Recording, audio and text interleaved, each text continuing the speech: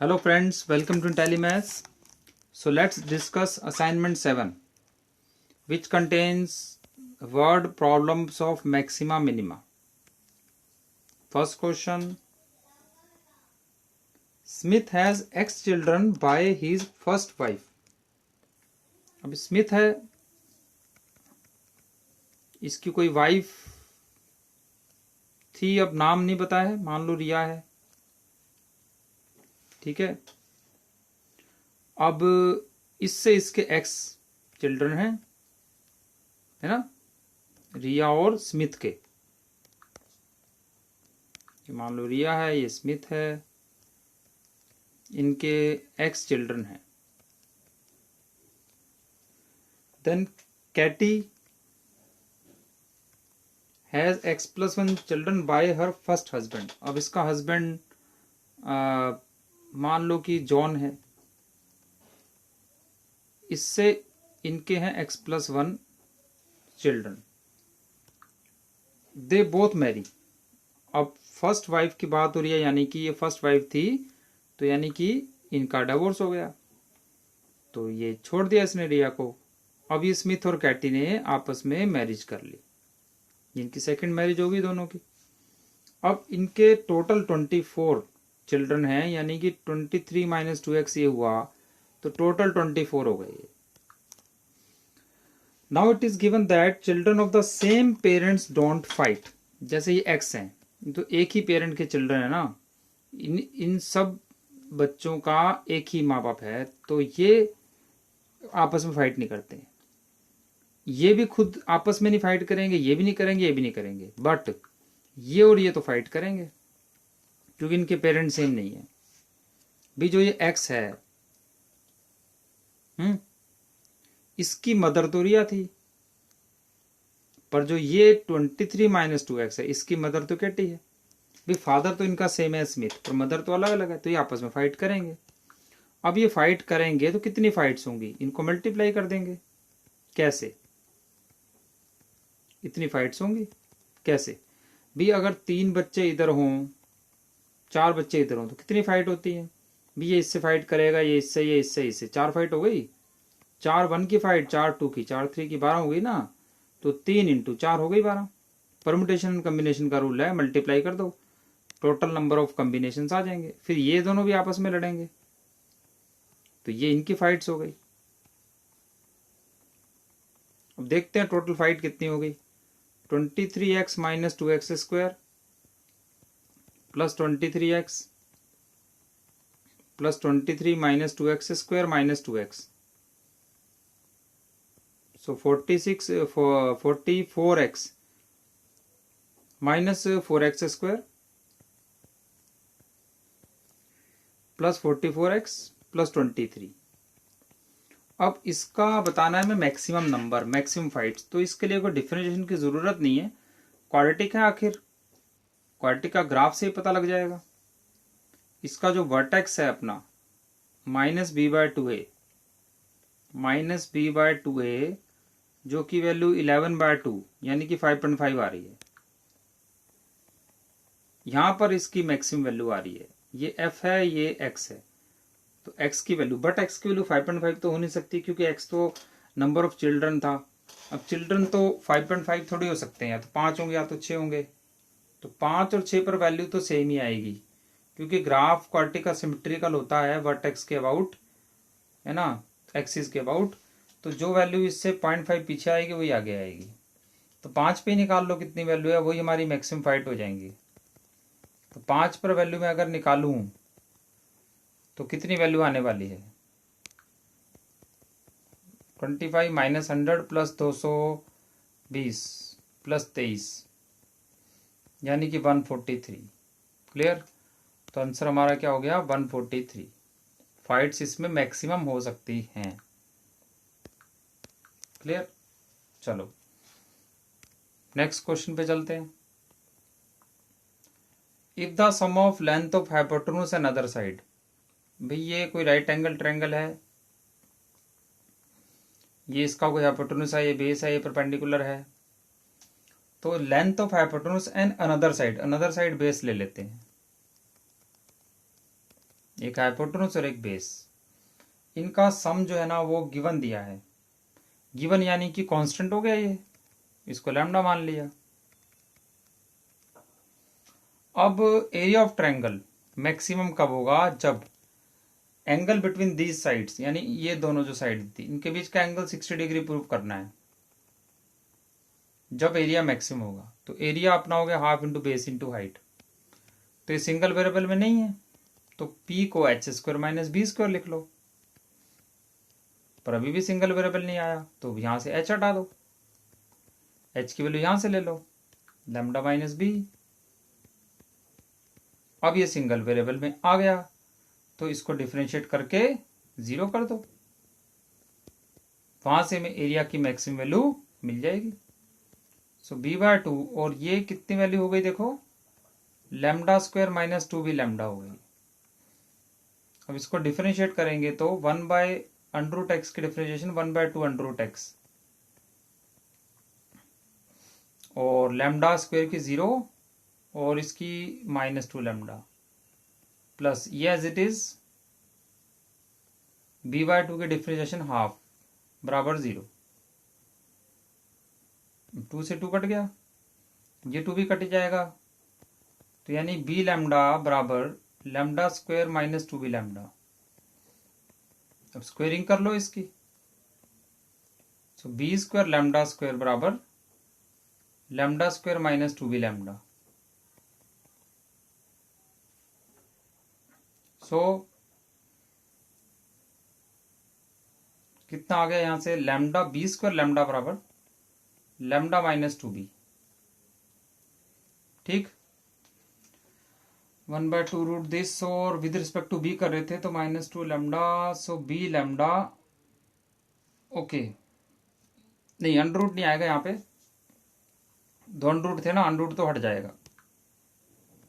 Okay, सो यहां से आ गया 3b लैम्डा बराबर λ²। सो ये आ गया b lambda equal to λ² minus 2b lambda. Okay ठीक है, सो 3b लैम्डा इक्वल लैम्डा, तो 3b बराबर हो गया लैम्डा। ठीक है, तो अब यहां से हम अगर साइन थीटा की वैल्यू निकाले हैं, ठीक, या फिर कॉस थीटा भी निकाल सकते हैं, बेस बाय हाइपोटेन्यूज हो गया।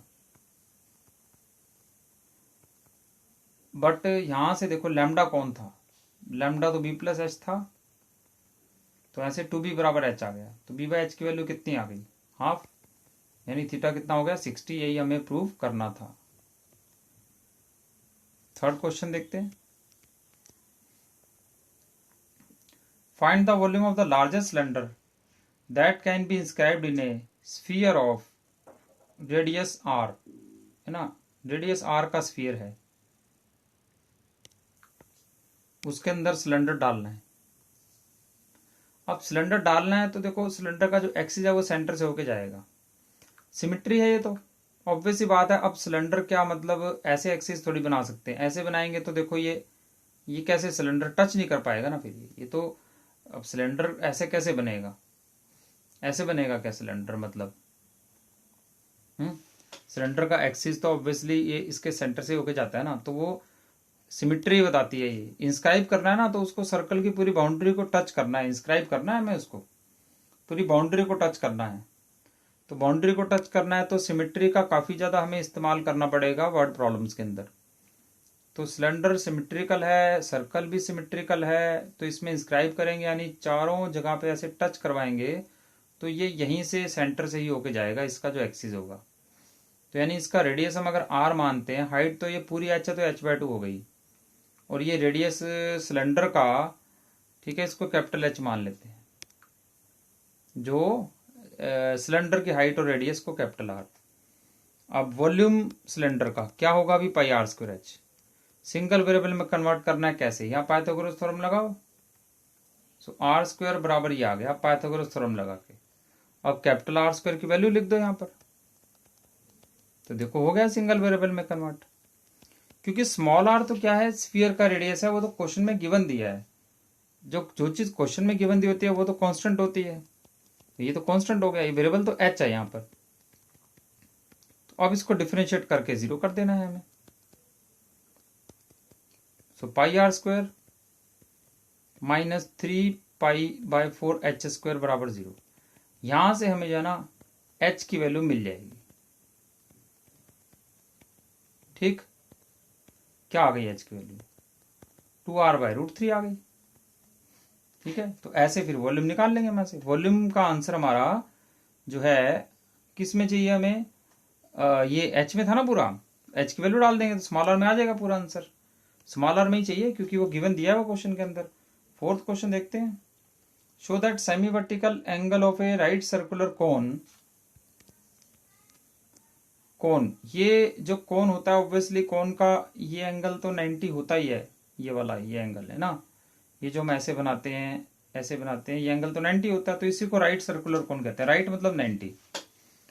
तो इसका वॉल्यूम मैक्सिमम करना है, और वॉल्यूम जब मैक्सिमम हो जाएगा तो प्रूव करना है कि सेमी वर्टिकल एंगल। अब ये पूरा होता है वर्टिकल एंगल, इसका आधा कर दूं मैं इतना, तो ये हो जाएगा सेमी वर्टिकल। ये एंगल प्रूव करना है कि थीटा अगर है तो tan इनवर्स √2 होना चाहिए, ये प्रूव करना है। अगर वॉल्यूम हमारा मैक्सिमम हो जाए तो वॉल्यूम हो गया हमारा πr²h 1/3 है ना, मैक्सिमम करना है। अब देखो फिर इसको सिंगल वेरिएबल में कन्वर्ट करो, और इसमें स्लांट हाइट गिवन है, एल गिवन है। तो देखो l² की वैल्यू हो गई h² plus r²। Given slant height लिखा है, एल गिवन है। गिवन का मतलब क्या होता है कि l कांस्टेंट माना जाएगा, तो r² की वैल्यू यहां लिख दो। तो देखो सिंगल वेरिएबल में ये बदल गया कि नहीं? इसमें वेरिएबल कौन हो गया? l तो कांस्टेंट है, तो h वेरिएबल हो गया। l² h minus h³। अब इसको हम डिफरेंशिएट करके 0 कर देंगे विद रिस्पेक्ट टू h, यानी कि l² बराबर थी h²। तो यहां से हम देख सकते हैं कि l/h की या h/l की वैल्यू 1/√3 आ गई। तो यहां से l/h हमें तो खैर tan थीटा चाहिए ना, कोई बात नहीं। यहां से h/l क्या है? देखो यहां से h/l क्या है? बेस बाय हाइपोटेन्यूज है, तो cos थीटा आ गया, तो वहां से फिर tan भी निकल ही आएगा। cos थीटा अगर ये आ गया है तो ऑब्वियस सी बात है कि यहां से tan थीटा √2 आ गया। यही हमें प्रूव करना था। क्वेश्चन नंबर 5 देखते हैं। 5 क्वेश्चन में क्या है? A running track of 450 metre is to be led out enclosing a football field, the shape of which is a rectangle। अब ये रेक्टेंगल है ऐसे, with semi circle at each and, और ये ऐसे सेमी सर्कल है। ठीक, तो ये ऐसा फुटबॉल ग्राउंड है। अब इसका रनिंग ट्रैक 440 मीटर का है। तो रनिंग ट्रैक, अब ऐसे रनिंग तो करेंगे नहीं ऐसे करके ना, तो ऑब्वियसली रनिंग तो बार बार होती है ऐसे। तो ये पूरा 440 है, यानी कि इसको मैं एल मान लूँ, रेडियस को आर मान लूँ अगर, तो ये πr हो जाएगा। सरकमफ्रेंस जो होती है सर्कल की, हाफ सर्कल की। तो इसका total track l plus πr plus l plus πr, ये टोटल ट्रैक हो गया। तो टोटल ट्रैक की लेंथ क्या होगी? 2l प्लस 2πr, ये 440 दिया हुआ है। और हमें एरिया ऑफ रेक्टेंगुलर पोर्शन, अब ये रेक्टेंगुलर पोर्शन है, इसका एरिया क्या हो गया? लेंथ इंटू ब्रेड्थ, यानी l इंटू 2r। इसको करना है हमें क्या? मैक्सिमाइज। तो सिंगल वेरिएबल में बदलना है, तो इसमें हम 2l की वैल्यू डाल देते हैं। ये 2l की वैल्यू हमने डाल दी, सिंगल वेरिएबल में आ गया। अब क्या करना है? इसको डिफरेंशिएट करके 0 कर देना, बस यहां से कुछ ना कुछ रिलेशन हमारा आ जाएगा। चलो नेक्स्ट क्वेश्चन देखते हैं। 6th question, find the area of rectangle. एक कर्व दिया हुआ है, देखो ये ग्राफ बनाना तो तुम्हें आता ही है। y = -x² का ग्राफ है ना, ऐसा होता है। 12 करेंगे तो 12 ऊपर चला जाएगा, फिर ऐसे ग्राफ तो सिंपल सा है, आता ही हमें बनाना।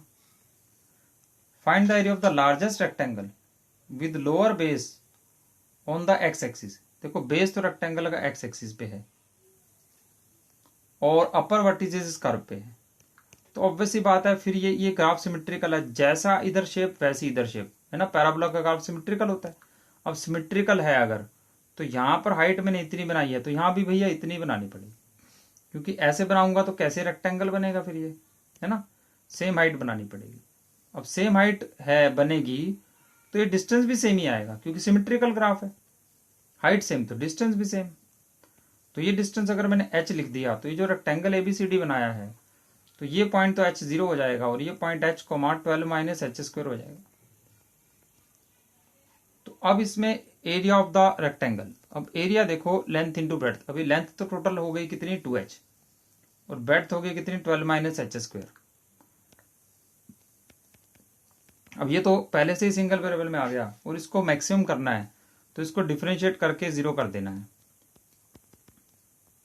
सो 12h की डिफरेंशिएशन 24h की 24 माइनस 2h³ की 6h, 6h², 2h³ यानी कि 6h²। सो h² की वैल्यू आ गई 4 यानी कि h आ गया +-2, -2 तो लेंगे नहीं तो +2 हो जाएगा। तो यहां से हम इजिली एरिया फाइंड आउट कर सकते हैं। 7th क्वेश्चन, इसमें एलिप्स के अंदर इंस्क्राइब किया हुआ है, क्या इंस्क्राइब किया है, एक रेक्टेंगल है। अगेन फिर से वही बात, एलिप्स सिमेट्रिकल होता है। रेक्टेंगल बनाओगे बिल्कुल ऐसे, जितना आगे उतना पीछे, बनाने में भी इतना अच्छा नहीं बना है, ठीक, बट होगा उसी प्रकार से। अब पहली बात तो एलिप्स पे पॉइंट क्या मानते हैं, x² bye a², y² bye b²। जब एलिप्स होता है उस पे पॉइंट क्या माना करते हो भाई, एलिप्स में पढ़ा था हमने, पॉइंट को मानते हैं a cos theta b sin theta. अब क्योंकि एलिप्स हमारा सिमेट्रिकल है, रेक्टेंगल भी सिमेट्रिकल है, पूरा 90-90 एंगल है, तो फिर ये जो लेंथ हमारी कितनी हुई, देखो ये लेंथ अपनी हुई कितनी 4 cos थीटा है ना, और ये 3 sin थीटा। तो क्योंकि ये बिल्कुल सिमेट्रिकल फिगर है ना, तो एलिप्स तुम्हें पता है कि जितना ऊपर जाएगा उतना ही नीचे जाएगा, तो ऊपर नीचे सेम जाएगा, तो ये लेंथ भी 3 sin थीटा ही होगी। और एलिप्स देखो जैसे यहां शेप लेता है वैसे यहां लेता है, आगे भी वैसे ही पीछे भी वैसे ही। तो अगर ऐसा करना है तो फिर जो है, अगर आगे 4 cos थीटा लिया है तो इधर भी 4 cos थीटा ही आएगा। तो यानी कि इसका एरिया रेक्टेंगल का मैं देखूं तो लेंथ इंटू ब्रेड्थ, तो टोटल लेंथ होगी 8 cos थीटा और टोटल ब्रेड्थ हमारी हो गई 6 sin थीटा, तो 48 sin cos को हम लिख सकते हैं sin 2 थीटा बाय 2। तो ये आ गया। अब देखो इसमें कोई तुम्हें डिफरेंशिएशन वगैरह करने की जरूरत तो है नहीं, क्योंकि इसकी जो मैक्सिमम वैल्यू है वो sin 2 थीटा की मैक्सिमम वैल्यू 1 होती है, और ये तब होगी जब थीटा हम 45 लिख देंगे तो 2 थीटा हमारा 90 हो जाएगा, तो sin 90 अपने आप 1 हो जाएगा। मैक्सिमम वैल्यू sin 2 थीटा की 1 ही होती है, तो थीटा मिल गया। अब इसमें पूछा था कि डायमेंशन बताओ रेक्टेंगल की, तो डायमेंशन तो देखो, डायमेंशन का मतलब लेंथ और ब्रेड्थ बताना होता है रेक्टेंगल का। तो लेंथ इसकी 8 cos थीटा है और ब्रेड्थ इसकी 6 sin थीटा है। तो थीटा हमने निकाल चुके हैं हम 1/√2, मतलब 45 डिग्री निकाल चुके हैं, तो साइन थीटा की वैल्यू 1/√2, ये हो गई इसकी डायमेंशंस। लेंथ और ब्रेड्थ आंसर में दी हुई है, वो हमें देख लेनी है क्या आई है। अच्छा 8th क्वेश्चन, इसमें थोड़ा एरर है। देखो इसमें जो है ना कर्व दिया हुआ है y = e⁻²x, ये नहीं है एक्चुअली में, मिसप्रिंट है, y = e⁻x² का ग्राफ है। तो बोला गया कि ये कोई ग्राफ है y = e⁻x² का, ये ऐसा होता है ग्राफ, अभी बताऊंगा कि क्यों होता है ऐसा। ये ग्राफ है।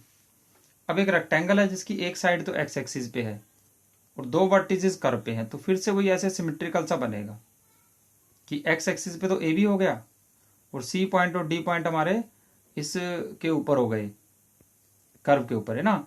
तो ये डिस्टेंस मैं h लूंगा तो ये भी h ही आएगा, तो ये पॉइंट h और e⁻h² हो जाएगा। ठीक, ये भी h ये भी h, बिल्कुल सिमेट्रिकल बनेगा, ये हाइट भी दोनों सेम बनेगी। सिमेट्रिसिटी का बहुत यूज करना है। अब ये ग्राफ ऐसा क्यों बना था, ऑब्वियस सी बात है। देखो पहली बात तो इन्फिनिटी पे वैल्यू क्या आएगी इसकी, तो e⁻x² की वैल्यू e⁻∞ 1/e⁻∞ 1/∞ 0+ आ गई। तो एक तो देखो मैंने ये 0+ ये बना रखी है वैल्यू, ±∞। दूसरी बात डिफरेंशिएट करो इसको, कोई भी ग्राफ बनाना हो डिफरेंशिएशन से ही बनता है। अब इसको डिफरेंशिएशन करोगे तो e⁻x² और इसकी डिफरेंशिएशन -2x। अब इसकी साइन स्कीम बना के देखो जरा, जब तुम x को पॉजिटिव लिखोगे तो पॉजिटिव नेगेटिव क्या हो जाएगा, नेगेटिव, और ये तो हमेशा पॉजिटिव होता है e⁻x। तो इसका मतलब ग्राफ पहले क्या करेगा, ये प्लस आ गया वाई डैश, यानी क्या करेगा इंक्रीज, फिर क्या करेगा डिक्रीज। तो देखो ये इंक्रीज करवा दिया फिर डिक्रीज करवा दिया, इस प्रकार से ग्राफ बना है।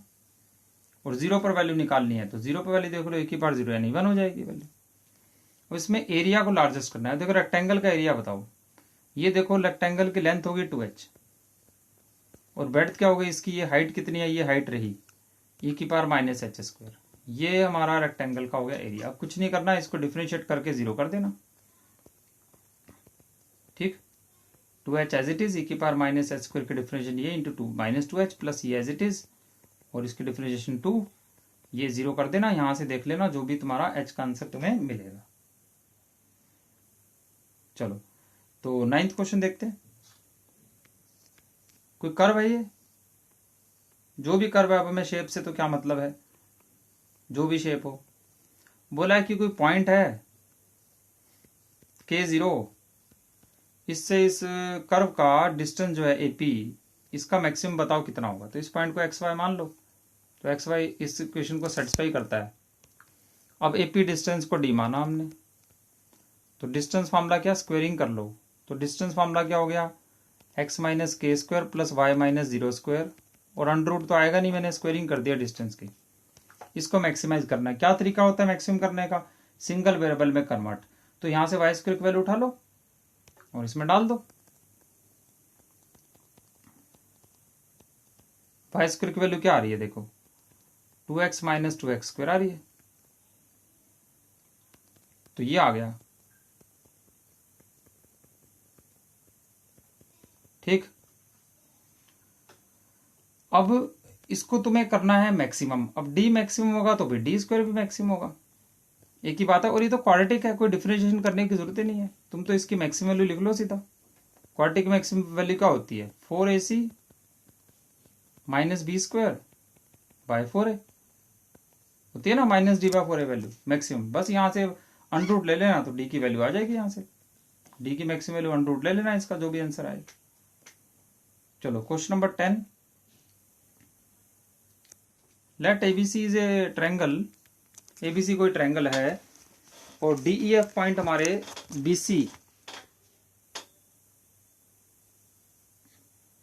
देखो ये ऐसे कोई ट्रायंगल हो गई ABC। अब BC साइड यानी कि स्मॉल ए साइड पर ये कोई पॉइंट अपना हो गया D,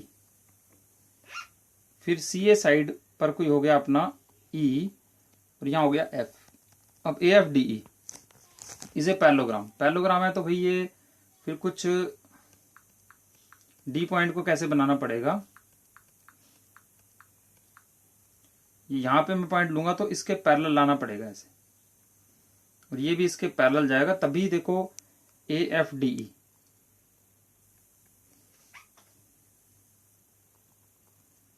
ये AFD पैरेललोग्राम कब बनेगा, जब ऑब्वियस सी बात है कि ये दोनों साइडें पैरेलल होंगी, यानी कि ये एंगल इसके बराबर होगा कोरस्पोंडिंग एंगल, तभी ये पैरेललोग्राम बनेगी। और ये भी इसके पैरेलल है। ठीक, तो उसी तरह से एंगल देख लेंगे जो भी आएगा, ये पैरेललोग्राम है। अब इसमें AFDE का पैरेललोग्राम का एरिया बताना है मैक्सिमम कितना होगा। अब देखो एरिया ऑफ पैरेललोग्राम क्या होता है, ये तुमने एक तो ये बात पढ़ी होगी। देखो जैसे ये ABC है अपना, है ना, तो ये area of triangle half BC sine A, ये सॉल्यूशन ऑफ ट्रायंगल फॉर्म का जो चैप्टर होता है, प्रॉपर्टीज ऑफ ट्रायंगल ट्रिग्नोमेट्री में जो चैप्टर होता है, उसमें फॉर्मूला पढ़ते हो ना, हाफ AB साइन C, है ना, या हाफ BC साइन ए। तो पैरेललोग्राम में क्या होता है, पैरेललोग्राम में डबल हो जाएगा तो हाफ हट जाएगा यहाँ से, तो BC साइन ए होता है फॉर्मूला, यानी कोई भी दो साइडें और उसके बीच का फिर साइन ए। तो यहाँ पर जो पैरेललोग्राम थी अपनी ये वाली, इसमें साइडें जो हैं वो तो ये ले लो तुम, ये x और ये y, ये दो साइडें और बीच का एंगल, ये एंगल कितना है, इस एंगल तो a है। तो फिर क्या फॉर्मूला हो गया यहाँ से अपना, XY साइन ए, दो साइडें और उनके बीच का साइन थीटा। अब इसमें a एंगल तो अपना फिक्स हो गया, कांस्टेंट है ये तो, XY तो वेरिएबल है अभी, XY तो F पॉइंट नीचे ले लो ऊपर ले लो, X वेरी करता रहेगा, Y वेरी करता रहेगा, तो इसमें वेरिएबल दो हैं, पर हमें तो सिंगल वेरिएबल में चाहिए। तो कैसे करें, भी पैरेललोग्राम दिया है तो उसको यूज करेंगे हम और ज्यादा अभी हालांकि हमने पैरेललोग्राम यूज़ कर लिया यहाँ पे एरिया लिखने में, पर पैरेललोग्राम की और प्रॉपर्टीज़ भी यूज़ करनी पड़ेंगी अभी। तो इसमें ऐसा करो, देखो ये जो ट्रायंगल है हमारी BFD, ये सिमिलर टू ट्रायंगल BAC है, क्योंकि इसका एक एंगल देखो B तो कॉमन ही हो गया, ठीक है। और उसके बाद अब ये एंगल, ये दोनों एंगल तो सेम, ये BFD है ना, ठीक। तो ये एंगल तो A ही हो गया ना इसका, देखो ये एंगल तो बराबर ही है, ये पैरेलल साइड है ये, है ना। तो ये कॉरस्पॉन्डिंग एंगल हो गया ना ये दोनों। तो ये एंगल ए है तो ये भी ए है, फिर कॉरस्पॉन्डिंग एंगल है तो सेम एंगल है दोनों। तो सेम एंगल है तो दो एंगल सेम हो गए, फिर तो सेम हो गए तो फिर ट्रायंगल सिमिलर हो गई। अब सिमिलर हो गई तो फिर रेशो ले लो। तो BF कितना है भाई, BF है AB, ये टोटल AB लेंथ है ये पूरी, तो उसको हम स्मॉल सी लिखा करते हैं ना AB लेंथ को, तो ये C - X हो गई, ये ले लो, ये BF की वैल्यू। और इधर से फिर BA ले लो, BA कितना हो गया हमारा C। अच्छा, अब उसके बाद FD तो देखो Y हो जाएगा, ये Y है तो ये भी Y है, तो इधर से FD ले लो और इधर से फिर AC ले लो। ये सिमिलर ट्रायंगल का हमने साइड्स का रेशियो ले लिया। यहां से क्या हमें Y की वैल्यू मिल गई, ये वैल्यू इसमें पुट कर दो एरिया में। तो इससे क्या होगा, इससे ये होगा कि ये अपने पास पूरा सिंगल वेरिएबल में आ गया। इसमें वेरिएबल हो गया अब अपना x, तो BC x, B तो देखो कॉमन नहीं आ रहा है, B को छोड़ो, तो CX - C² इंटू ये B sin AC, ये सब तो कांस्टेंट है, इनका तो कोई रोल ही नहीं है। अब ये हो गया अपना एरिया की मैक्सिमम वैल्यू। तो इसमें तो फार्मूला लगा लो, क्वार्टिक की मैक्सिमम वैल्यू क्या होती है भाई, -D/4A होती है ना क्वार्टिक की मैक्सिमम वैल्यू। तो 4AC - B²/4A, ठीक। यानी कि कितनी वैल्यू आ गई है, मैक्सिमम वैल्यू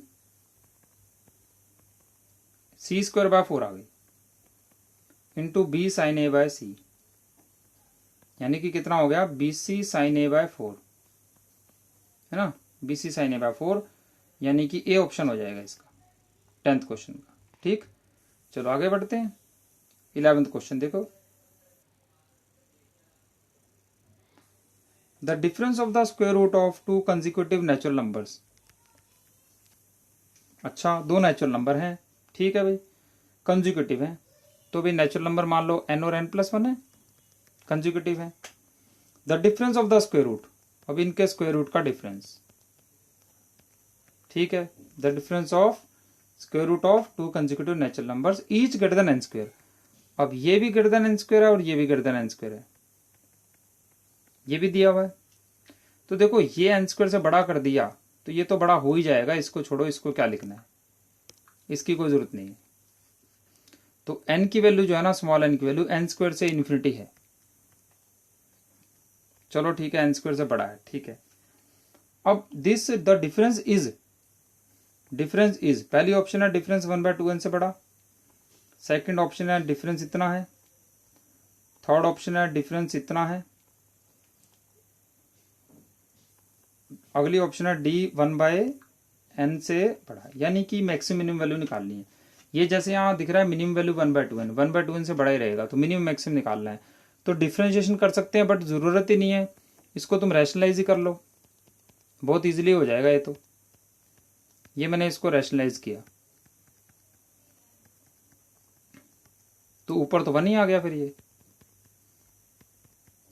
तो 1 ही आ गया, A² A + B A - B, A² - B² यानी 1 आ गया ये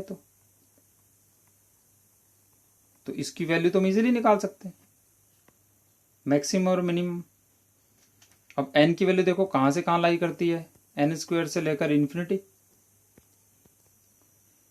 तो भाई √n की वैल्यू फिर n से इन्फिनिटी हो गई।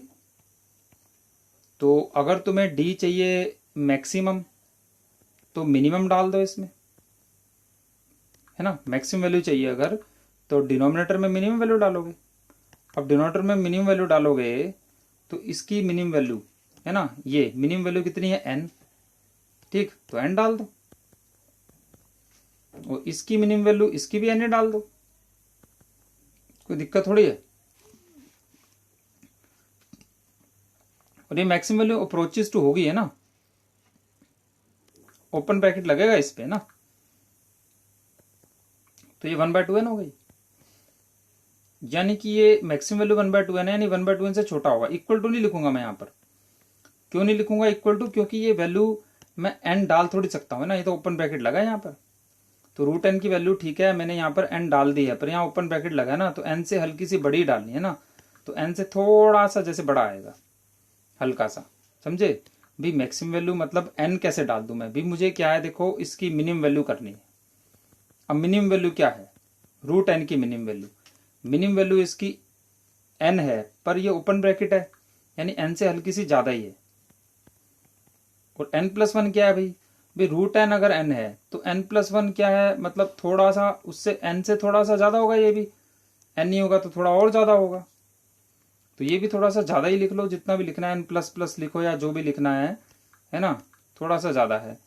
तो ये करीब करीब 1/2n+, यानी कि 1/2n+ का मतलब क्या हुआ, अब नीचे 1/2n से अगर तुम थोड़ी बड़ी वैल्यू डालोगे तो 2n से हल्का सा कम आएगा, यानी ये हमेशा 1/2n से कम ही रहेगा, बराबर तो नहीं हो पाएगा ना, ठीक है, बराबर थोड़ी हो पाएगा, 1/2n से थोड़ा कम ही रहेगा, क्योंकि नीचे अगर n से बड़ी वैल्यू लेंगे तो ओवरऑल आंसर n से थोड़ा सा 1/n से छोटा ही आएगा, तो 1/2n से छोटा हो गया, यानी ये आंसर हमारा हो गया सी ऑप्शन, है ना। इक्वल टू नहीं लिख सकते हम।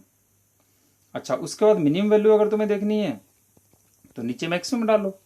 अब मैक्सिमम वैल्यू तो इन्फिनिटी है, तो इन्फिनिटी डालो वैल्यू, तो 1/∞ और ∞+1 का रूट भी इन्फिनिटी होता है, तो इन्फिनिटी 1/∞ क्या होता है 0+, यानी कि कम से कम 0 आएगा, यानी 0 से बड़ा ही रहेगा ये, यानी डी की जो रेंज है ना बेसिकली 0 से 1/2n हो गई, तो यानी कि वो 0 से बड़ा रहेगा, तो 1/2n से बड़ा होगा ऐसा तो नहीं है, 0 से बड़ा होगा, तो ये ऑप्शन दोनों गलत हैं।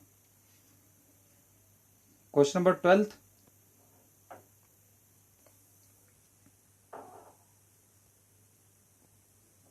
a sheet of poster has its area 18 metre square.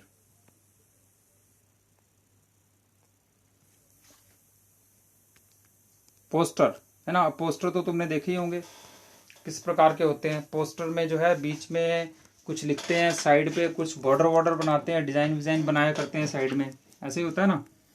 तो इसमें कुछ पोस्टर है, तो उसका जो मार्जिन है टॉप बॉटम पे, मार्जिन वही होता है कि कितनी जगह हम छोड़ते हैं ऊपर नीचे उसमें बॉर्डर बनाने के लिए।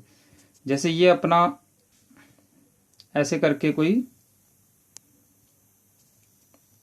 ये हमने एक पेज लिया, अब इसमें ऊपर नीचे जगह छोड़ी हमने, ऊपर जगह छोड़ रखी है 75 सेंटीमीटर, यानी कि 3/4 मीटर हो गया, है ना, 75/100 3/4 मीटर, और साइडों से हाफ, ऐसे कुछ जगह छोड़ी हुई है। मार्जिन छोड़ा है, मार्जिन मतलब कितनी जगह छोड़ी है ना, ऊपर से तो छोड़ दिया 3/4 मीटर, ऊपर नीचे टॉप बॉटम से, एंड एट द साइड्स, और साइडों से छोड़ी है 50 सेंटीमीटर, यानी कि हाफ मीटर, दोनों जगह से छोड़ दी है। Let L and M are the dimensions of the poster. अब ये एल हो गई लेंथ इसकी, और ये हो गई breadth. When the area of the printed space is maximum, printed space यानी प्रिंटिंग तो यहाँ करेंगे ना, बाकी तो मार्जिन छोड़ रखा है बॉर्डर बनाने के लिए, जो छापना है, क्वेश्चन लिखने हैं, कुछ भी करना है वो इतने एरिया में होगा, और बाकी तो ऊपर नीचे तो जगह छूटी रहेगी बॉर्डर के लिए, वो तो मार्जिन है, तो ये एरिया हमें मैक्सिमम करना है, ठीक है। When the area of the printed space is maximum, तो इसको मैक्सिमम करना है, तो ये एरिया कितना है, लेंथ इंटू ब्रेड्थ। अभी लेंथ कितनी होगी, देखो टोटल एल था, एल में से देखो हाफ यहाँ छोड़ दिया, हाफ यहाँ छोड़ दिया, तो बीच में कितना बचा L-1, और ब्रेड्थ देखो ये टोटल बी थी, पर इसमें से इतना और इतना छोड़ दिया ऊपर नीचे, 3/4 का मतलब हो गया 1.5, ठीक है ना, 3/4 6/4 3/2 1.5 छोड़ दिया, तो 1.5 छोड़ दिया, तो B-1 इसकी हाइट हो गई। ये इसका जो है अपना आ गया टोटल, जो अपना इसका प्रिंटेड स्पेस का एरिया, इसको मैक्सिमम करना है। अब क्वेश्चन में दिया था कि पोस्टर का एरिया 18 है, यानी L इंटू भी 18 है। अब हम इसको सिंगल वेरिएबल में इजीली बदल सकते हैं। b की वैल्यू में 18/l लिख सकता हूँ। अब देखो ये सिंगल वेरिएबल में आ गया। सो l से मल्टीप्लाई करोगे तो ऐसा कुछ आएगा। तो बस कुछ नहीं करना है, इसको डिफ्रेंशिएट करके 0 करना है। सो -1 माइनस प्लस 18/l² बराबर 0। तो यहाँ से l² की वैल्यू अपने पास कितनी आ गई, 18। ठीक है, तो l और n, अच्छा m नहीं है इसमें, l और n दिया डायमेंशन। चलो b लिख लो, l लिख लो, एक ही बात है। तो l² प्लस b² बेसिकली हमें बताना है कि क्या होगा। तो l² तो पता लग ही गया है, तो फिर अपने पास l² b² चाहिए था हमें, l² plus b², lb, l and n are the dimensions of the poster. ठीक है, तो l² प्लस b² की वैल्यू चाहिए। तो l² तो 18 आ गया, b² कितना होगा भाई, b तो 18/l है, तो b² 18² हो गया। तो 18² यानी कि 18 हो गया ये भी, यानी आंसर कितना आ गया हमारा, 36 आ गया। ठीक, तो 12th का आंसर 36 है। 39 कैसे हो गया भाई, 39। तो देखते हैं, चलो इसमें कहाँ पर मिस्टेक हुई है। ओके, तो इसमें मिस्टेक एक्चुअली ये जो लेंथ थी ये तो l-1 थी, ब्रेड्थ इसकी ये ऊपर नीचे से 1.5 माइनस किया था ना, तो मैंने गलती से यहाँ 1 माइनस कर दिया ना, यहाँ तो 3/2 माइनस करना था ब्रेड्थ में से, तो यहाँ 18/l माइनस 3/2 लिखना था, ये मिस्टेक हो गई इसके अंदर। तो इसको कैलकुलेट करके फिर क्या आया, 18 और 18 minus 3l/2 minus 18/l plus 3/2, तो 18 प्लस 3/2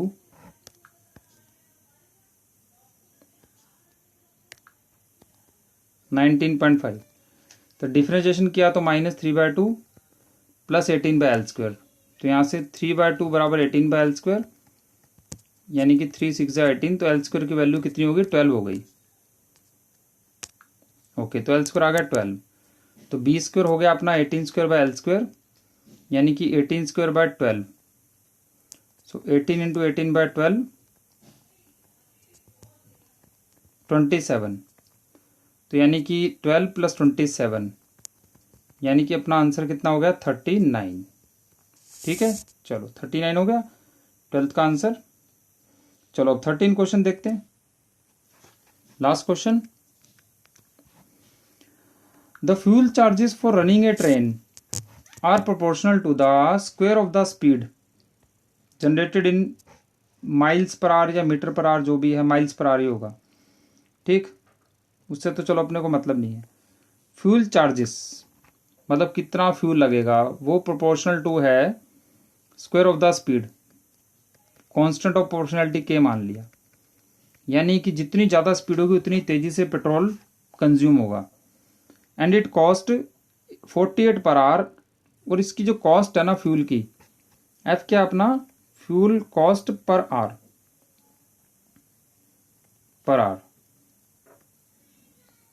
तो ये जो फ्यूल कॉस्ट है अपनी, ये 48 रुपीज़ है। जब स्पीड जो है हम रखते हैं 16 माइल्स पर आवर, तो यहाँ से हमें के की वैल्यू मिल जाएगी। यहाँ से के की वैल्यू कितनी आ गई, 3/16, यानी एफ बराबर 3/16 v² हो गया।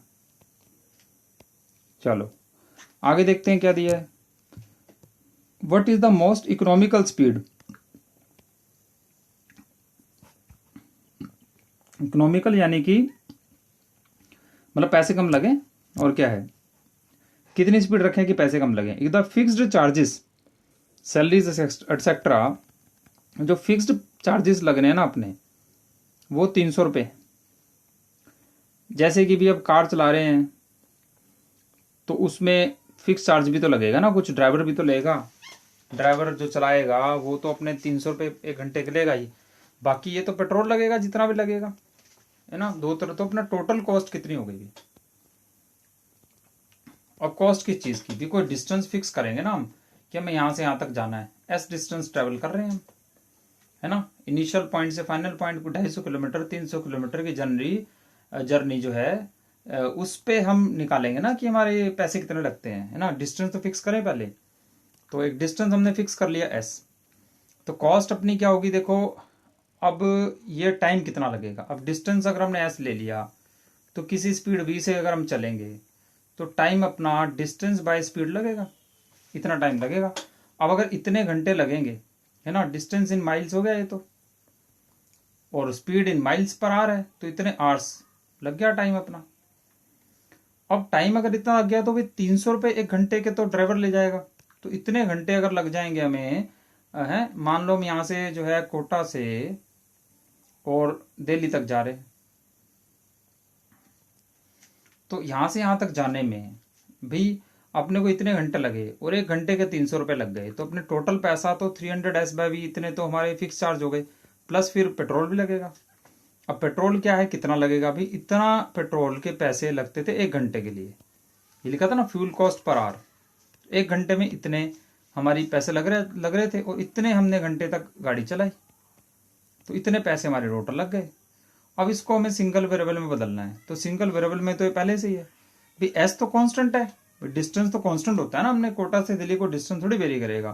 तो ये पूरा का पूरा कॉस्ट वी वेरिएबल है इसके अंदर, तो ये क्या आ गया 3S/16V। तो बस इसको डिफरेंशिएट करके हम 0 कर देते हैं, सिंगल वेरिएबल में तो ये आ ही चुका है। ठीक, तो मोस्ट इकोनॉमिकल स्पीड हमें निकालनी है।